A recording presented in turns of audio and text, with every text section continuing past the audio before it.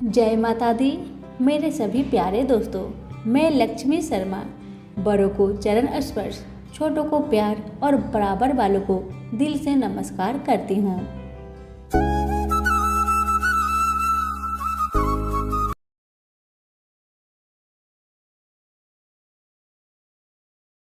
आज सोमवार के दिन मैं आप सभी को सुनाने जा रही हूँ भगवान शिव की 5 पावन कथाएं। कहते हैं कि इनकी कथा को अगर श्रद्धा पूर्वक सुना जाए तो भगवान शिव अपनी भक्तों की मुराद जल्दी पूरी करते हैं। तो कथा को पूरा सुनिए, अच्छी लगे तो दूसरों को भी शेयर कीजिए। अब आइए सुनिए कथा। पुराणों में वर्णित है कि एक बार माता पार्वती ने भगवान शिव से पूछा, आप अजर अमर हैं और मुझे तो हर जन्म के बाद नए स्वरूप में आकर फिर बरसों की कठोर तपस्या के बाद आपको प्राप्त करना होता है। मेरी इतनी कठोर परीक्षा क्यों? और आपके कंठ में पड़ी यह नरमुंड माला तथा आपके अमर होने का रहस्य क्या है? मुझे कृपा करके बतलाइए। तब भगवान शंकर ने माता पार्वती से एकांत और गुप्त स्थान पर अमर कथा सुनने को कहा, जिससे कि अमर कथा कोई अन्य जीव न सुन पाए, क्योंकि जो कोई भी इस अमर कथा को सुन लेता है वह अमर हो जाता है। शिव जी ने पार्वती को इसी परम पावन अमरनाथ की गुफा में अपनी साधना की अमर कथा सुनाई थी, जिसे हम अमरत्व कहते हैं। भगवान भोलेनाथ ने अपनी सवारी नंदी को पहलगाम पर छोड़ दिया, जटाओं से चंद्रमा को चंदन नाड़ी में अलग कर दिया और गंगा जी को पंचतरणी में तथा कंठा भूषण सर्प को शेषनाग पर छोड़ दिया। इस प्रकार इस पड़ाव का नाम शेषनाग पड़ा। अगला पड़ाव गणेश पड़ता है। इस स्थान पर बाबा ने अपने पुत्र गणेश को छोड़ दिया था, जिसको महागुना का पर्वत भी कहा जाता है। पिसु घाटी में पिसु नामक कीड़े को भी त्याग दिया। इस प्रकार महादेव ने जीवनदायिनी पांचों तत्वों को भी अपने से अलग कर दिया। इसके बाद मां पार्वती के साथ उन्होंने गुप्त गुफा में प्रवेश किया और अमर कथा मां पार्वती को सुनाना शुरू किया। कथा को सुनते सुनते देवी पार्वती को नींद आ गई और वह सो गई, जिसका शिव जी को पता नहीं चला। भगवान शिव अमर होने की कथा सुनाते रहे। उस समय 2 सफेद कबूतर शिव जी से कथा सुन रहे थे और बीच बीच में गूगू की आवाज निकाल रहे थे। शिव जी को लगा कि माता पार्वती कथा सुन रही है और बीच बीच में हुक्कार भर रही है। इस तरह दोनों कबूतरों ने अमर होने की पूरी कथा सुन ली। कथा समाप्त होने पर शिव का ध्यान पार्वती की ओर गया, जो सो रही थी। जब महादेव की दृष्टि कबूतर पर पड़ी तो वे क्रोधित हो गए और उन्हें मारने के लिए आगे बढ़े। इस पर कबूतरों ने भगवान शिव से कहा, हे प्रभु, हमने आपसे अमर होने की कथा सुनी है। यदि आप हमें मार देंगे तो क्या अमर होने की यह कथा झूठी नहीं कहलाएगी? इस पर शिव जी ने कबूतरों को जीवित छोड़ दिया और उन्हें आशीर्वाद दिया कि तुम सदैव इस स्थान पर शिव पार्वती के प्रतीक चिन्ह के रूप में निवास करोगे। अतः यह कबूतर का जोड़ा अजर अमर हो गया। कहते हैं आज भी इन दोनों कबूतरों का दर्शन भक्तों को यहाँ प्राप्त होते हैं। सभी प्रेम से बोलिए उमापति शंकर की जय हो। माता पार्वती और भगवान शिव की प्रेम और समर्पण की कथा तो हम सुनते आ रहे हैं। शिव पार्वती का मिलन और उनके पुत्र गणेश जी की उत्पत्ति की कथा काफ़ी प्रचलित है, लेकिन एक कथा ऐसा भी है जिसमें माँ पार्वती को भगवान शिव के क्रोध का सामना करना पड़ा था। क्रोध में आकर भगवान शिव ने माँ पार्वती को श्राप तक दे दिया था, जिस वजह से माता पार्वती को मछुआरे के घर जीवन व्यतीत करना पड़ा था। तो आइए सुनते हैं यह रोचक कथा। एक बार भगवान शिव सृष्टि की कथा माता पार्वती को सुना रहे थे। शिव जी सृष्टि के रहस्यों को बताने लगे तो माता पार्वती सुनते सुनते कहीं खो गई थी। शिव जी कथा सुनाते गए, लेकिन माता पार्वती दूसरी दुनिया में खोई रही। तब भगवान शिव कथा को रोककर पार्वती से पूछते हैं कि क्या आप मेरी कथा सुन रही हैं? परंतु काल्पनिक दुनिया में खोई माँ पार्वती ने भगवान शिव को कोई उत्तर नहीं दिया। थोड़ी देर बाद माँ पार्वती वापस दुनिया में आई। तब भगवान शिव ने माता पार्वती को कहा कि आपने ब्रह्म ज्ञान का अवहेलना की है। जब कोई शिक्षा दे रहा हो तो आपका ध्यान भंग नहीं होना चाहिए। इस पर भगवान ने क्रोध आवेश में आकर माता पार्वती को श्राप दिया कि आपका जन्म मछुआरे के परिवार में होगा। इसके बाद पार्वती किसी मछुआरे के गांव पहुंच गई। वहां गांव के मुखिया की कोई संतान नहीं थी। वह मछली पकड़ने जा रहा था तो एक बच्ची को पेड़ के नीचे बैठा देख हैरान हुआ। वह बच्ची और कोई नहीं, माता पार्वती ही थी। मुखिया ने भगवान का शुक्रिया किया। उन्होंने उसके परिवार के लिए बच्ची भेजी। वह माता पार्वती को लेकर अपना घर चला गया। कहा जाता है शिव जी के श्राप के वजह से ही माँ पार्वती को मछुआरे के घर में रहना पड़ा था। तो प्रेम से बोलिए उमापति शंकर की जय हो। हम सबके प्रिय भगवान शिव का जन्म नहीं हुआ है, वे स्वयंभू है, लेकिन पुराणों में उनकी उत्पत्ति का विवरण मिलता है। विष्णु पुराण के अनुसार ब्रह्मा भगवान विष्णु की नाभि कमल से पैदा हुए, जबकि शिव भगवान विष्णु के माथे के तेज से उत्पन्न हुए बताए गए हैं। विष्णु पुराण के अनुसार माथे के तेज से उत्पन्न होने के कारण ही शिव हमेशा योग मुद्रा में रहते हैं। श्रीमद् भागवत पुराण के अनुसार एक बार जब भगवान विष्णु और ब्रह्मा अहंकार से अभिभूत हो स्वयं को श्रेष्ठ बताते हुए लड़ रहे थे, तब एक जलते हुए खंभे से भगवान शिव प्रकट हुए। विष्णु पुराण में वर्णित शिव के जन्म की कहानी शायद भगवान शिव का एकमात्र बाल रूप वर्णन है। इसके अनुसार ब्रह्मा को एक बच्चे की जरूरत थी। उन्होंने इसके लिए तपस्या की। तब अचानक उनकी गोद में रोते हुए बालक शिव प्रकट हुए।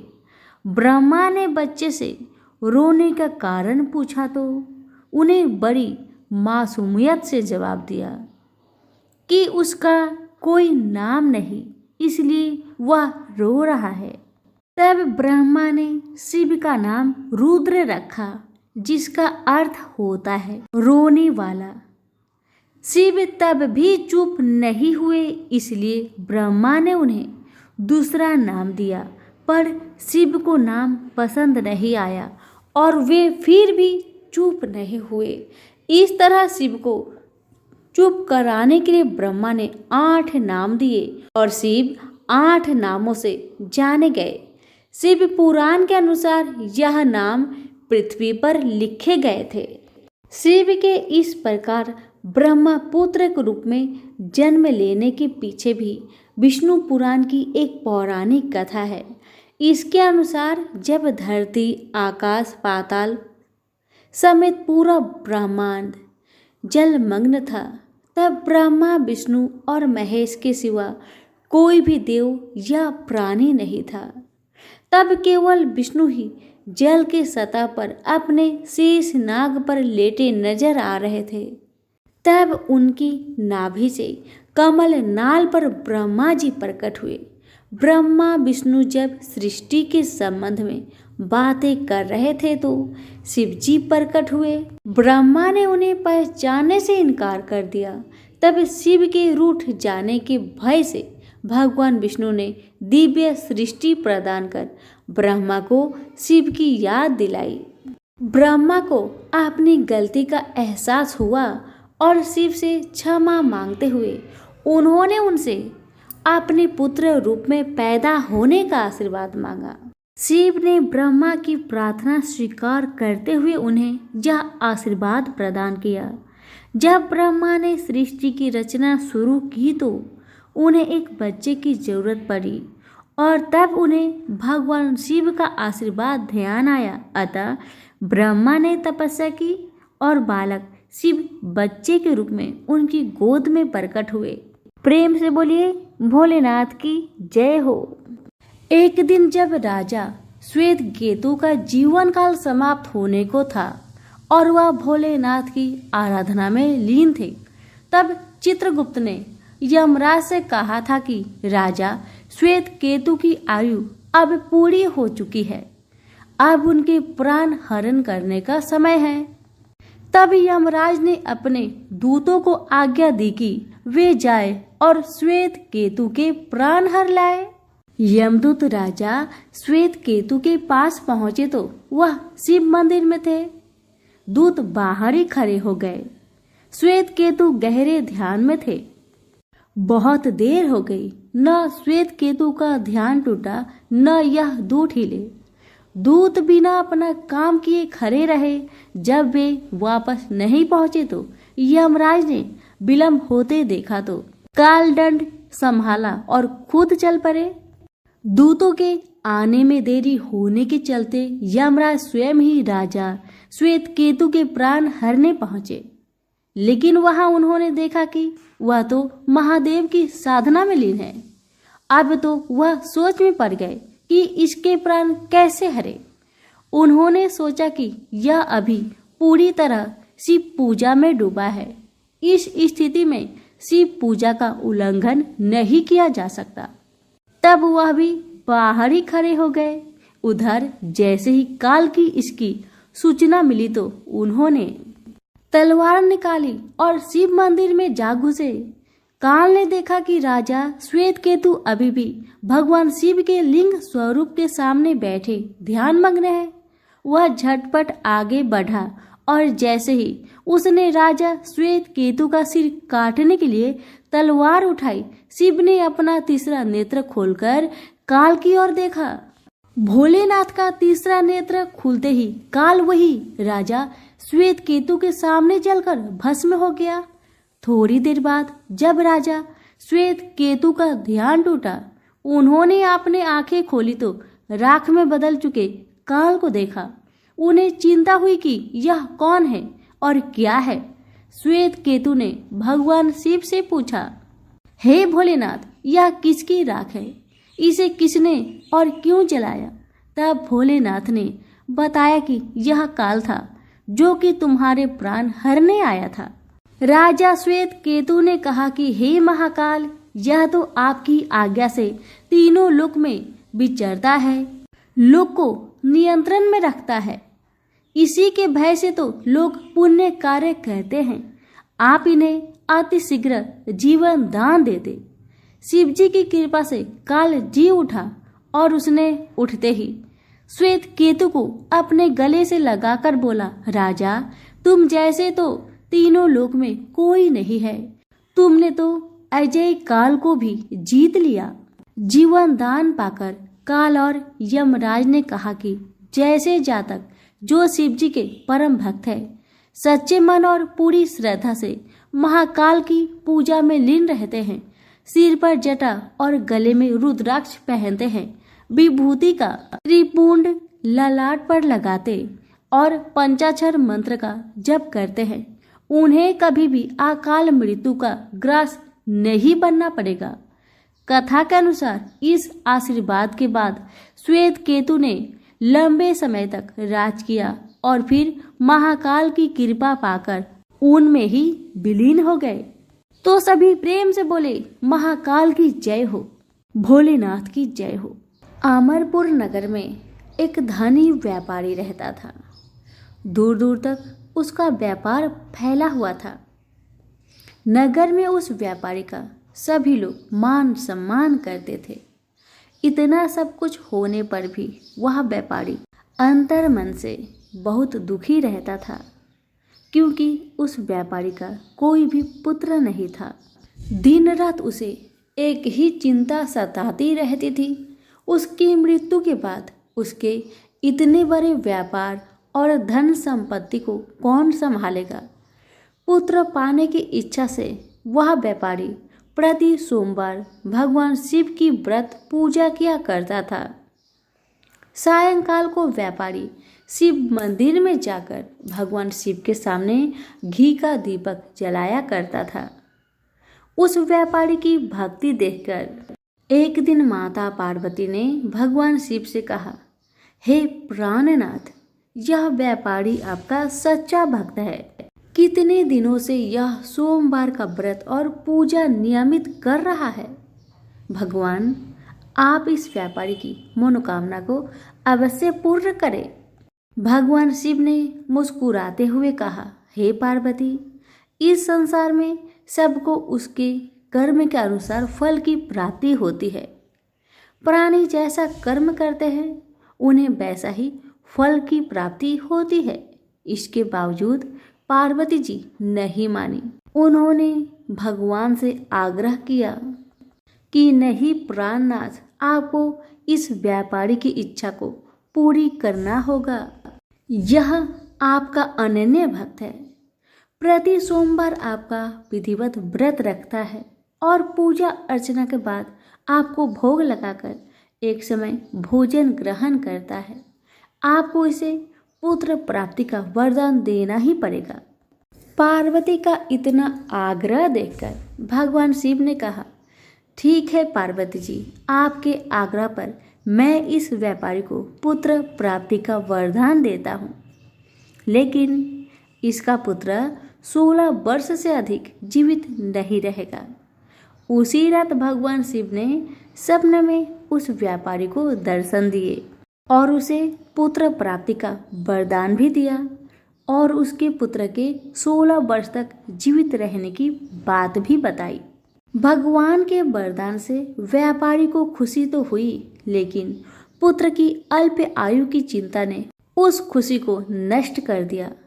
व्यापारी पहले की तरह सोमवार का विधिवत व्रत करता रहा। कुछ महीने पश्चात उसके घर अति सुंदर पुत्र उत्पन्न हुआ। पुत्र जन्म से व्यापारी के घर में खुशियां भर गई। बहुत धूमधाम से पुत्र जन्म का समारोह मनाया गया। व्यापारी को पुत्र जन्म की अधिक खुशी नहीं हुई, क्योंकि उसे पुत्र की अल्प आयु के रहस्य के बारे में पता था। यह रहस्य घर में किसी को मालूम नहीं था। विद्वान ब्राह्मणों ने उस पुत्र का नाम अमर रखा। जब अमर 12 वर्ष का हुआ तो शिक्षा के लिए उसे बनारसी भेजने का निश्चय हुआ। व्यापारी ने अमर के मामा दीपचंद को बुलवाया और कहा कि अमर को शिक्षा प्राप्त करने के लिए बनारसी छोड़ आओ। अमर अपने मामा के साथ शिक्षा प्राप्त करने के लिए चल दिया। रास्ते में जहाँ भी अमर और प्रेमचंद रात्रि विश्राम करने के लिए ठहरते, वहीं यज्ञ करते और ब्राह्मणों को भोजन कराते थे। लंबी यात्रा के बाद अमर और दीपचंद एक नगर में पहुंचे। उस नगर के राजा की कन्या के विवाह की खुशी में पूरे नगर को सजाया गया था। निश्चित समय पर बारात आ गई, लेकिन वर का पिता अपने बेटे के एक आंख से काने होने के कारण बहुत चिंतित था। उसे इस बात का भय सता रहा था कि राजा को इस बात का पता चलने पर कहीं वह विवाह से इनकार न कर दे। इससे उसकी बहुत बदनामी होगी। वर के पिता ने अमर को देखा तो उसके दिमाग में एक विचार आया। उसने सोचा क्यों ना इस लड़के को दूल्हा बना दिया जाए और राजकुमारी से विवाह करा दिया जाए। विवाह के बाद इसको धन देकर विदा कर देंगे और राजकुमारी को अपने नगर में ले जाएंगे। वर के पिता ने इस संबंध में अमर और दीपचंद से बात की। दीपचंद ने धन मिलने के लालच में वर के पिता की बात स्वीकार कर ली। अमर को दुल्हा के वस्त्र पहनाकर राजकुमारी चंद्रिका से विवाह करा दिया गया। राजा ने बहुत सा धन देकर राजकुमारी को विदा किया। अमर जब लौट रहा था तो सच छिपा नहीं सका और उसने राजकुमारी की ओढ़नी पर लिख दिया, राजकुमारी चंद्रिका, तुम्हारा विवाह तो मेरे साथ हुआ था। मैं तो बनारसी में शिक्षा प्राप्त करने जा रहा हूँ। अब तुम्हें जिस नव युवक की पत्नी बनना पड़ेगा वह कान्हा है। जब राजकुमारी ने अपनी ओढ़नी पर लिखा हुआ पढ़ा तो उसने काने लड़के के साथ जाने से इनकार कर दिया। राजा ने सब बातें जानकर राजकुमारी को महल में रख लिया। उधर अमर अपने मामा दीपचंद के साथ बनारसी पहुंच गया। अमर ने गुरुकुल में पढ़ना शुरू कर दिया। जब अमर की आयु 16 वर्ष पूरी हुई तो उसने एक यज्ञ किया। यज्ञ की समाप्ति पर ब्राह्मणों को भोजन करवाया और खूब अन्य वस्त्र दान किए। रात को अमर अपने शयन कक्ष में सो गया। शिव के वरदान के अनुसार शयन अवस्था में ही अमर के प्राण पेखरू उड़ गए। सूर्योदय पर मामा अमर को मृत देखकर रोने पिटने लगा। आसपास के लोग भी एकत्र होकर दुख प्रकट करने लगे। मामा के रोने के विलाप करने के स्वर समीप से गुजरते हुए भगवान शिव और माता पार्वती ने भी सुनी। पार्वती जी ने भगवान से कहा, हे प्राणनाथ, मुझसे इनके रोने का स्वर सहन नहीं हो रहा।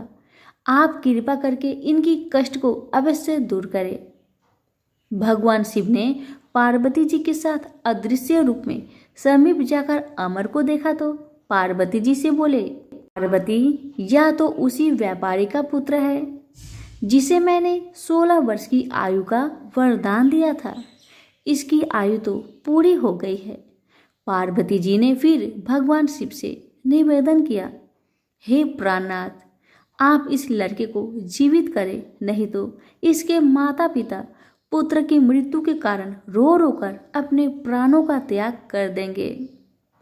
इस लड़के का पिता तो आपका परम भक्त है। वर्षों से सोमवार का व्रत करते हुए आपको भोग लगा रहा है। पार्वती के आग्रह करने पर भगवान शिव ने उस लड़के को जीवित होने का वरदान दिया और कुछ ही पल में वह जीवित होकर उठ बैठा। शिक्षा समाप्त करके अमर मामा के साथ अपने नगर की ओर चल दिया। दोनों चलते हुए उसी नगर में पहुंचे जहां अमर का विवाह हुआ था। उस नगर में भी अमर ने यज्ञ का आयोजन किया। समीप से गुजरते हुए नगर के राजा ने यज्ञ का आयोजन देखा। राजा ने अमर को तुरंत पहचान लिया। यज्ञ समाप्त होने पर राजा अमर और उसके मामा को महल में ले गया और कुछ दिन उन्हें महल में रखकर बहुत सा धन वस्त्र देकर राजकुमारी के साथ विदा किया। रास्ते में सुरक्षा के लिए राजा ने बहुत से सैनिकों को भी साथ भेज दिया। दीपचंद ने नगर में पहुंचते ही एक दूत को घर भेजकर अपने आगमन का सूचना भेजी। अपने बेटे अमर के जीवित वापस लौटने की सूचना से व्यापारी बहुत प्रसन्न हुआ। व्यापारी ने अपनी पत्नी के साथ स्वयं को एक कमरे में बंद कर रखा था। भूखे प्यासे रहकर व्यापारी और उसकी पत्नी बेटे की प्रतीक्षा कर रहे थे। उन्होंने प्रतिज्ञा कर रखी थी कि यदि उन्हें बेटे की मृत्यु का समाचार मिला तो दोनों अपने प्राण त्याग देंगे। व्यापारी अपनी पत्नी और मित्रों के साथ नगर के द्वार पर पहुंचा। अपने बेटे के विवाह का समाचार सुनकर पुत्रवधू राजकुमारी चंद्रिका को देखकर उसकी खुशी का ठिकाना नहीं रहा। उसी रात भगवान शिव ने व्यापारी के सपने में आकर कहा कि हे श्रेष्ठी, मैंने तेरे सोमवार के व्रत करने और व्रत कथा सुनने से प्रसन्न होकर तेरे पुत्र को लंबी आयु प्रदान की है। व्यापारी बहुत प्रसन्न हुआ। सोमवार का व्रत करने से व्यापारी के घर में खुशियां लौट आई। शास्त्रों में लिखा है कि जो स्त्री पुरुष सोमवार का विधिवत व्रत करते हैं और व्रत कथा सुनते हैं, उनकी सभी इच्छाएं पूरी होती है। तो प्रेम से बोले उमापति शंकर की जय हो। कथा अच्छी लगे तो लाइक शेयर जरूर करें। धन्यवाद।